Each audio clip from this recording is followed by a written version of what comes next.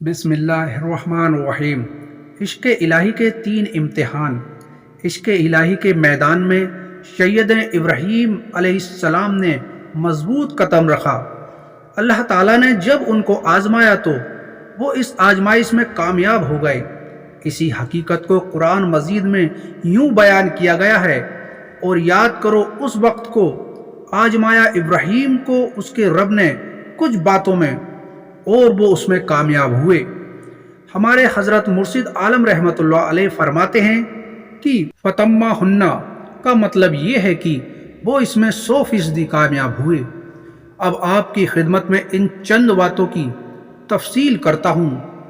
Number 1، بے جھجک کود پڑے آتش نمرود میں کتاب میں لکھا ہے، اللہ رب العزت نے اپنے نبی ابراہیم علیہ السلام کی طرف وحی نازل فرمائی کہ اے ابراہیم، آپ میرے خلیل ہیں، اس بات سے پرہیز نہ کرنا کہ میں آپ کے دل کی طرف توجہ کروں اور میں آپ کے دل کو کسی غیر کے ساتھ مشغول پاؤں، اس لیے کہ جس کو میں اپنی محبت کے لیے چن لیتا ہوں وہ ایسا ہوتا ہے اگر اس کو آگ بھی جلا دے تو اس کا دل میری طرف سے دوسری طرف متوجہ نہیں ہوتا۔ لہذا زندگی میں وہ وقت بھی آیا جب نمرود نے آپ کو آگ میں ڈالے دینے کا حکم دیا۔ تفسیروں میں اس آگ کی تفصیل بیان کی گئی ہے۔ ان لکڑیوں کو ایک ہی وقت میں آگ لگائی گئی۔ جب ساری لکڑیاں جل گئیں تو نمرود سوچنے لگا کہ حضرت ابراہیم کو آگ میں کیسے ڈالیں۔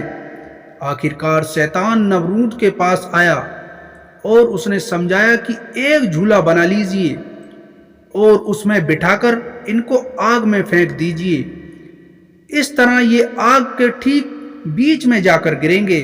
لہذا جھولا بنوا لیا گیا اور آپ کو اس میں بٹھا کر پھینک دیا گیا۔ ابھی حضرت ابراہیم علیہ السلام کا جھولا ہوا میں تھا کہ فرشتے تعجب سے کہنے لگے، اے اللہ، ابراہیم کے دل میں آپ کی کتنی محبت ہے، آپ کی محبت کی وجہ سے آگ میں ڈالے جا رہے ہیں۔ انہوں نے اسباب کی کوئی پرواہ نہیں کی، اے اللہ ان کی مدد فرما دے۔ مگر اللہ تعالیٰ نے فرشتوں کو فرمایا، تم لوگ ان کے پاس چلے جاؤ اور اپنی مدد پیش کر لو، پھر میرا خلیل قبول کر لے تو مدد کر دینا، ورنہ خلیل جانے اور خلیل کا رب ذلیل جانے، کیونکہ یہ میرا اور میرے خلیل کا معاملہ ہے۔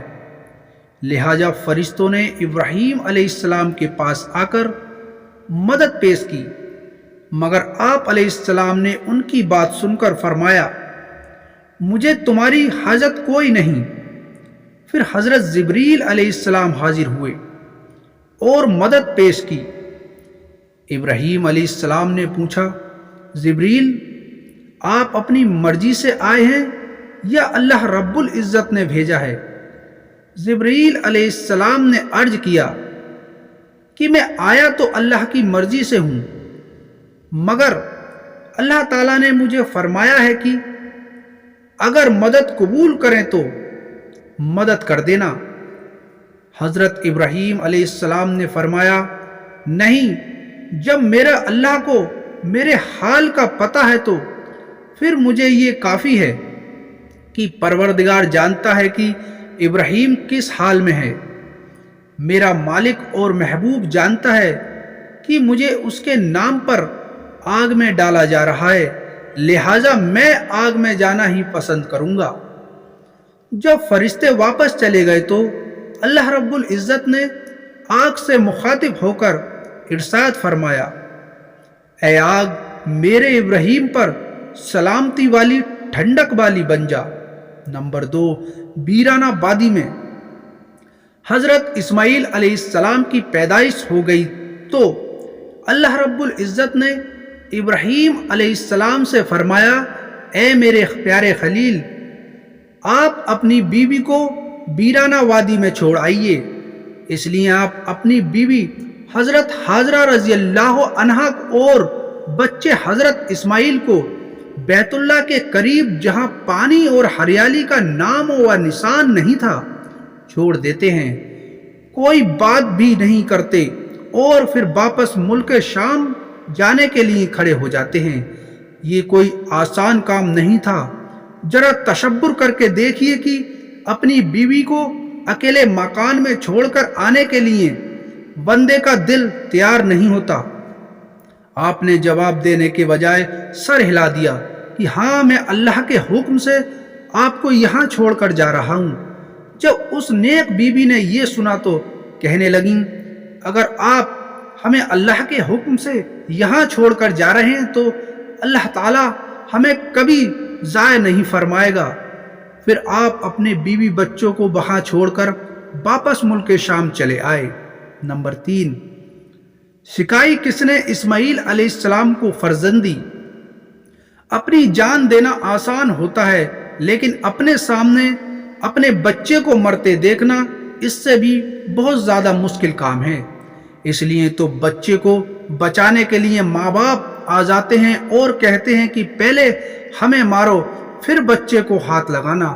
معلوم ہوا کہ حضرت ابراہیم علیہ السلام کا آگ میں ڈالے جانے کا امتحان ایک درجہ پیچھے تھا، اور اولاد کو اپنے ہاتھوں سے ذبح کرنا اس سے بھی ایک درجہ آگے تھا۔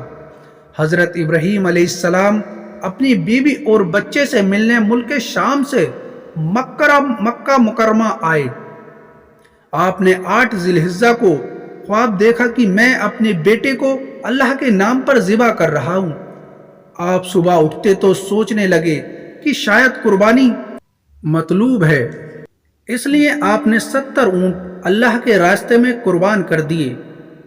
رات کو پھر وہی خواب دیکھا، اس لیے دوسرے دن بھی 70 اونٹ قربان کر دیے، لیکن 10ویں رات کو پھر وہی خواب دیکھا تو کہ میں اپنے بیٹے کو اللہ کے نام پر قربان کر رہا ہوں، تو واضح طور پر سمجھ گئے کہ اللہ تعالیٰ کو میرے بیٹے کی ہی قربانی مطلوب ہے۔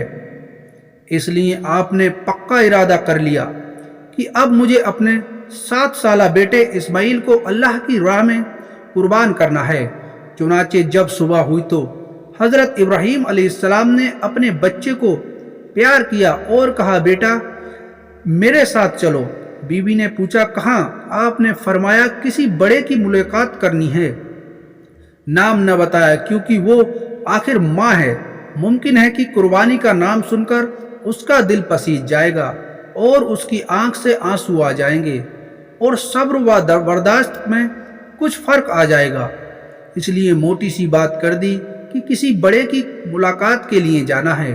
بی بی حاضرہ رضی اللہ عنہا نے حضرت ابراہیم علیہ السلام کو نہلایا، سر میں تیل بھی لگایا، کنگھی بھی کر دی، لیکن ان کو معلوم نہیں تھا کہ ان کا بیٹا آج کسی آزمائش میں جا رہا ہے۔ البتہ روانہ ہوتے وقت ابراہیم علیہ السلام نے اپنے بیٹے کو کہہ دیا کہ بیٹا ایک رسی اور چھری بھی لے لو۔ اس نے پوچھا، ابا جان رسی اور چھری کس لیے لینی ہیں؟ فرمایا، بیٹا جب بڑے سے ملاقات ہوتی ہے تو پھر قربانیاں بھی دینی پڑتی ہیں۔ بیٹا سمجھ گیا کہ شاید کسی جانور کو قربان کریں گے۔ یوں حضرت ابراہیم علیہ السلام اپنے جگر کے ٹکڑے کو قربان کرنے کے لیے گھر سے چل پڑے۔